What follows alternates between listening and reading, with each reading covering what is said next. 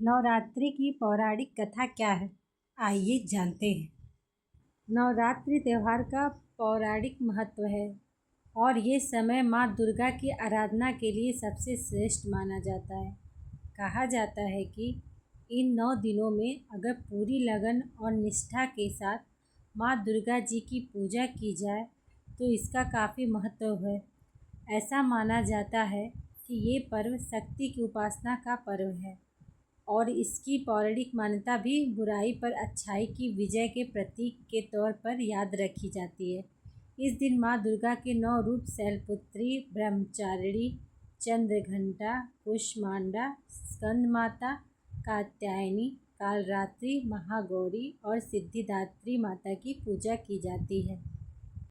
आश्विन महीने की प्रतिपदा तिथि से लेकर 10वीं तक शारदीय नवरात्रि का पर्व बड़ी धूमधाम से मनाया जाता है।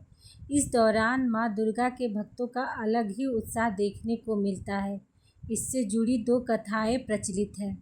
आइए जानते हैं वो कौन सी कथा है। पहली कथा माँ दुर्गा से जुड़ी हुई है तो वह दूसरी कथा भगवान राम से जुड़ी हुई है। पहली कथा की माने तो एक बार महिषासुर नाम का राक्षस हुआ करता था जो ब्रह्मा जी का बहुत बड़ा भक्त था। अपने तप से उसने ब्रह्मा जी को खुश कर दिया और उसे वर भी मिले।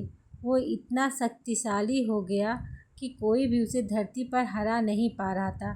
तब माँ दुर्गा का रौद्र रूप सामने आया और उन्होंने 10 दिनों तक चले भीषण युद्ध में महिषासुर को 10वें दिन मात दे दी। इसके बाद ही इस दिन को विजयदशमी के नाम से मनाया जाता है। दूसरी कथा की बात की जाए तो यह भगवान राम से जुड़ी हुई है और ज़्यादा प्रचलित है। रावण को हराने के लिए भगवान राम ने माँ दुर्गा की उपासना की थी और 9 दिन तक नवरात्रि का व्रत रखा था। इसके बाद उन्होंने रावण को हरा दिया था। इस दिन को बुराई पर अच्छाई की जीत के रूप में मनाया जाता है। कहा जाता है कि जब धरती पर दानवों का अत्याचार बढ़ जाता है तो फिर उसे रोकने के लिए माँ शक्ति स्वयं आती हैं और जगत का कल्याण करती हैं। नवरात्रि के मौके पर जगह जगह पर माता का पंडाल लगता है और कीर्तन होता है। किस राजा ने नवरात्रि की शुरुआत की थी? भगवान ब्रह्मा ने चंडी पूजा पाठ के साथ ही राम जी को बताया कि आपकी पूजा तभी सफल होगी जब आप चंडी पूजा और हवन के बाद 108 नीलकमल भी अर्पित करेंगे। ये नीलकमल दुर्लभ माने जाते हैं। राम जी ने अपनी सेना की मदद से ये 108 नीलकमल ढूंढ लिए, लेकिन जब रावण को यह पता चला कि राम चंडी देवी की पूजा कर रहे हैं और नीलकमल ढूंढ रहे हैं तो उसने अपनी मायावी शक्ति से एक नीलकमल गायब कर दिया। चंडी पूजा के अंत में जब भगवान राम ने वे नीलकमल चढ़ाए तो उनमें से एक कमल कम निकला।